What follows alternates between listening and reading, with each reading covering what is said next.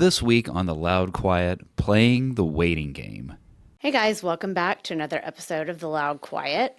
Today we're going to talk about waiting. Is there something that you're waiting on right now? Maybe patiently, maybe not so patiently. That's what we thought that we would discuss today, from the micro level to the macro. Yeah. And we'd love to hear from y'all on our Facebook group, which is The Loud Quiet Empty Nest Living. We'd love to hear y'all share about what you may be waiting on right now. Yeah, absolutely. You and I did just get back from a weekend, and it was one of those where we went out to go see Teagan out in Tucson. And there's nothing quite like an Arizona weekend. And what made it even an additional element of special this time is it was around my birthday. Now, we started off by doing a nice dinner with Teagan and her friends. Well, we wanted some dessert. Got to have dessert for your birthday, right? Well, we wanted to do something special. I knew it was the timing. I mean, your birthday was literally the next day. She had gone to the store and bought party hats, and we had all our Arizona kids, like I like to call them. Well, I suggested cookie, and you said, no, we want a place to sit. This is before I had any idea what was going on. And I said, you know what? There's an honest-to-God, old-school truck stop just south of Tucson, and I bet you they have good pies, just like imagine that rotating little pie and cake thing in there. Let's go there. Triple T. Triple T truck stop in Tucson, Arizona. And I got to tell you, it will go down as one of the more memorable birthdays that I've ever had. Yeah. All the desserts were very good. It was absolutely a truck stop through and through, and we were treated with the warmth and friendliness. It's so much fun. It was funny, though, because it was the two grandmas that were the waitresses, but then there were two college-age kids. I think they were back. They were the cooks. And, I mean, they pulled out all the stops. She put a candle in your cobbler, and... Oh, and she offered to spank me. Yeah, it was fun. So again, in true fashion, going back to our episode earlier about Lux and laid back, this was a prime example of Lux and laid back. There are things that talk about how when you do get older in life, how time is perceived differently when you're older in life than when you're younger in life. And there are moments where waiting really hits you differently at this stage of life. So one of the ones that we wait frequently on is planes at the airport. Our flight going, totally fine. Flight coming back, because of the storms in Dallas, was delayed, so we had a little extra waiting time. One of the ways that we like to deal with that waiting experience is we time our arrival to the airport, perfectly planned out what time we need to be there to get through security and go to the restroom and be at the gate in time for us to board. We've successfully pulled up at the gate when they are announcing, all right, A group, go ahead and line up. And so that's one way of dealing with waiting, isn't it? Is by eliminating waiting. Now, this time was a little different. Ooh, I like that laugh. I like that laugh. You know what I'm about to say. We had a little extra time at the airport because, well, I put a little damage in the rental car this trip and introduced it pretty solidly to a curb as we were leaving the parking lot of Bisbee's Breakfast Club. And so, yes, had to pull in and declare it. I guess you don't have to declare it, but I mean, I'm the one who did the damage. Yeah. So told the dude, it was kind of funny. He said, well, thanks for being honest. Yeah. Well, I'm sure there's so many people that just bring it back. Maybe they won't see it. But again, in the back of my mind, nobody's missing that. You know, now we're waiting on the paperwork and everything. This is another reason to have your credit card that has the right insurance on it. Yes. Here's a little tip. Make sure you have primary coverage, not secondary. And if you don't know what that is, message us in the Facebook group and I will explain it because it matters. So, yes, Rick, there was another waiting that I guess you weren't necessarily waiting. Teagan and I were waiting on you. Oh, yeah. That was a lot of fun. We enjoy, again, for those that have been to Tucson, 4th Avenue has some quirky, some good restaurants, some quirky shops. It's a fun little avenue. And you had found a Greek restaurant for the three of us to go to. Well, for a while, only the two of us got to go there because parking in 4th can be quite a pain in the butt. Yes, you dropped us off and you were on a phone call. And so you said, y'all just go in. So Tegan and I go in, we get seated, and they bring. I loved it though because it's like chips and salsa that come to the table. It was pita bread and hummus and the dips. I was like, oh, that's so nice. Oh, that would be nice. Yes. Yeah. So yes, Tegan. Okay, you got to have some. It's not like we ate it all, but Tegan and I are just sitting there chatting, talking. Then finally, Where is he? at some point, she pulled out her phone and said, "Okay, I think he's parking somewhere." Yeah, it was really hard to find parking. Eventually, it was one of those that some of that waiting was sort of self-imposed. I was trying to find the best spot and all that kind of garbage as opposed to screw it, I'm just going to slam us into this lot. But I'm glad that I gave y'all a chance to develop your waiting skills. So maybe sometimes, that is a good point that sometimes waiting is self-imposed. It didn't have to be that long of a Thanks. waiting period. But yes, I mean, sometimes we extend Yeah. things that don't need to be extended. Especially this. When I was on easily the 5th lap, I probably should have given up before throwing in another 2 to 3 laps on top. So another annoyance that we had to deal with was the AC unit in our hotel room was not operating What correctly. do you want when you go to a hotel? You want to be comfortable. And what do a lot of us do? We crank that air way down. It was having some issues in that it would cool, but then all of a sudden it would flip to heat and it was going up to 80 degrees in our room. We were like, no, we cannot sleep like this, but we couldn't do anything about it that night because They were sold they out. were completely sold out. But we'll send maintenance to you in the morning. Yeah. Great, thanks. So we, woke up in kind of a bad mood because of that. And what did we do? We had already planned on going hiking. We usually don't see Teagan until a little bit later in the morning. So we went out to a beautiful hike. This just gives us the chance to reframe, process, talk about some options for some different things. And luckily, I mean, worked out great. They had a room available for us. We were able to move before we even went to pick her up for lunch. Right. And there's something about being out in that stillness, in that nature, in that beauty. It's Sabino Canyon. It's awesome. It's beautiful.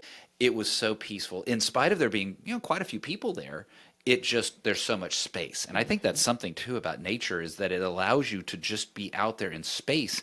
And when you free your brain up mentally, when you free your brain up physically through that space, you can really clear some of that grumpiness that we had. I do not do well, and I've said that before, when I don't get good sleep. So, yes, I was glad that we were out there. And you and I have found that when we take these hikes and walks, we do talk about a lot of things. And I felt like this was almost just a therapy session of processing some of the things that we were dealing with. And that's something about In the Empty Nest, too, that this is a space that you and I really find a way to connect deeper as a couple because there's nothing else out there. It's just us. Right. And we can successfully stay in silence for a bit, too. We also have that moments of deep well, sometimes it's deep and sometimes it's shallow conversation. It's just sure. connection. The next one that we'd like to talk about is waiting on something for your adult children. Tanner is waiting on interviews, waiting on a summer associate job. How do you help your adult children when they are in times of waiting that have nothing to do with you? We have no control over any of it. I think, though, that's one of the biggest differences between what we talked about earlier. It's easy, and I air quote that, to deal with your own stuff.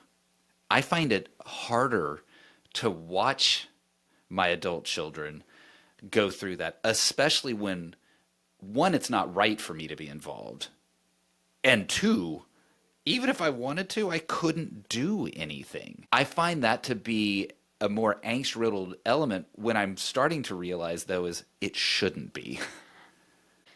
I have had to stop internalizing their feelings Yes. or my feelings towards what's going on with them because they are adults now. And I'm not saying that then we don't just help them out when they need help, but I so often when they were younger and even through college would internalize the feelings that I knew they were going through. And I have had to really reset my mind to not do that. I think you've definitely done that sooner, faster, and better than I have. And even I would say that there were times that I hadn't followed you as far along in that growth, that I might have perceived that as not caring. And that's the difference here is no, the care is still there, but it's not the internalizing of that feeling. But when things go awry, it doesn't mean that I have to feel it inside. I think the difference between you and me and you saying that you know, it may look like that I don't care. It's because I am so easy to break down and just start letting my emotions flow tear wise. I have really tried to not do that. And so you probably perceive that as, oh, you know, maybe she doesn't, but it's not. It's just that I am really trying to not let that happen. That's a great point because absolutely on the spectrum of completely stoic to out of control emotion, your spectrum goes towards the emotional side. You're not out of control at all, but that's the way your spectrum goes. I'm closer to the stoic side. And that's really good. Epiphany number 1. How are we dealing with the waiting? We're being supportive. We're praying for him. We are listening. You know, this is our child that calls all the time.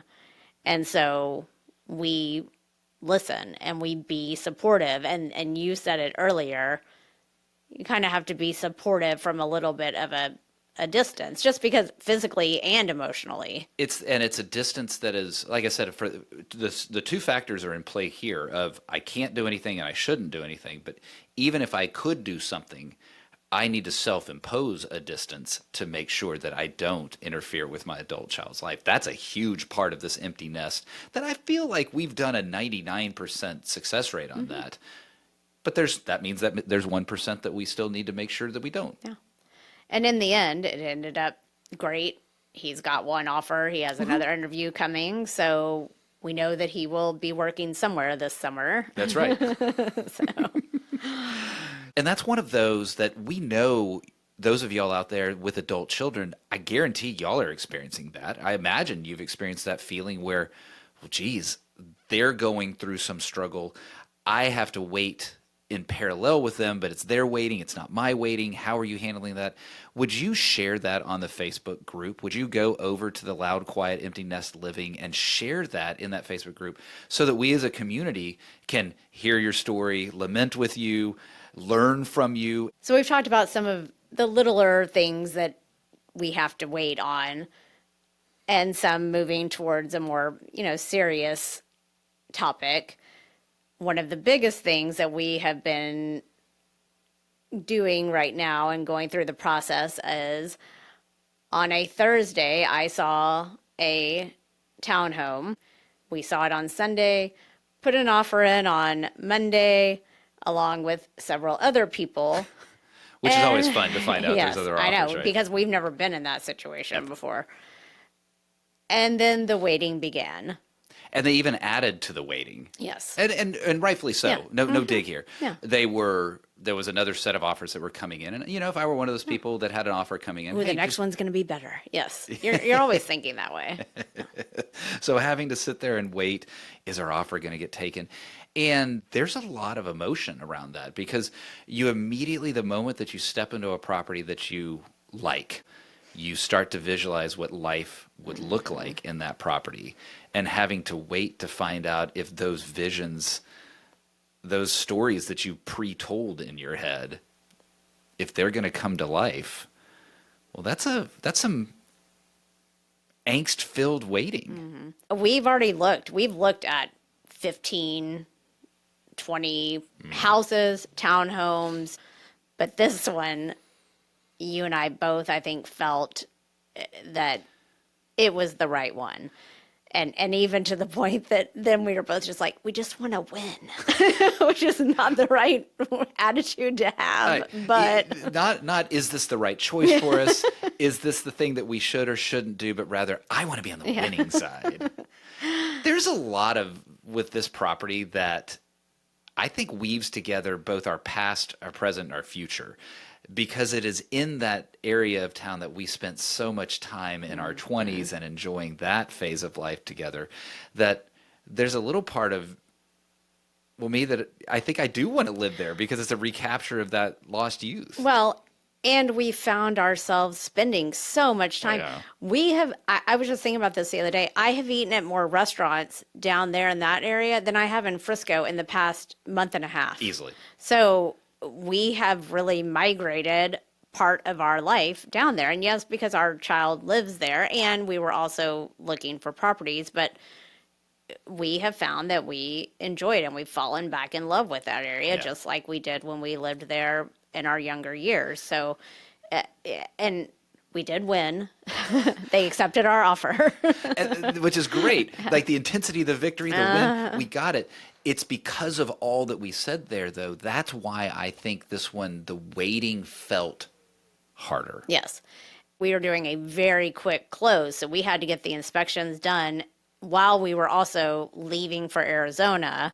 Their realtor had sent over their first attempt at what they were going to give us, and it was not good. And so, we went back. Well, then when you just don't hear anything for Yeah. 24 hours, things start Well, going you start in your to assume head. the negative. That's the problem. That's one of the worst things about waiting is the choice of the absence of information, filling it with a negative assumption.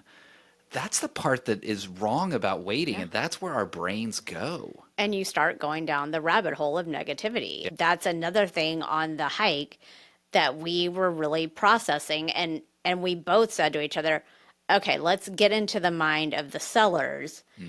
And we really did try to reframe, make it positive. And in the end, yes, it completely worked out. And nothing has been contentious. It's been a totally fine negotiations. Yeah. It was just waiting to hear that it was done.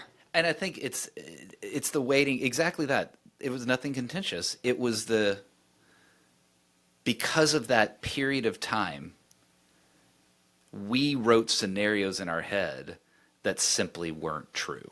And that's that reframing. And that's where that nature, like you said, that nature hike is exactly what helped clear that out of our heads. And I think you and I both learned. Wait, I got to laugh at myself there. Nature hike? I'm sorry.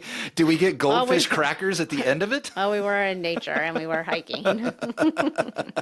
Now, I say that. Teagan did give me Cheez-Its for my birthday, so I guess I did get Yes, she a did. goldfish equivalent. But yes, so after our nature hike, When we were discussing what we wanted to talk about on this week's episode, these are the tips. Be positive, reframe. You have to change your mindset. it worked. Yeah. I mean, it was a choice. I think Yes. that's why I think reframe, it may be a buzzword. It's a choice. Yeah. We distracted ourselves. We went hiking. We went to the caverns with Teagan. And after we came out of the caverns is when we found out that everything had gone through with all Right. of the home stuff. And then just with your adult children, being supportive, as much support that you can provide that they're willing to take, Yeah. I think is another point, that they have to be receptive to it. And not taking it on yourself. That is something that I'm still growing into. I think you still are growing as well, but not taking it into yourself helps the waiting with your adult children. Yeah. So we'd love to hear from you guys about anything that you are waiting, like we said, sometimes patiently, sometimes not so patiently. Yeah, notice this isn't an episode about patience. No, I don't ever. We don't want to say that We don't word. ask for patience because we all. Nope. But yes, do join our Facebook group, The Loud Quiet Empty Nest Living, and just start to share on that page. We're all there. It's a private page. So we really would like to make a little online community of fellow empty nesters. It can really be a struggle to wait, and it's good to have gone through that. It's good to have had those tips that worked for us, and we know and are confident they'll work for y'all. Thanks, y'all, for listening to another episode of The Loud Quiet.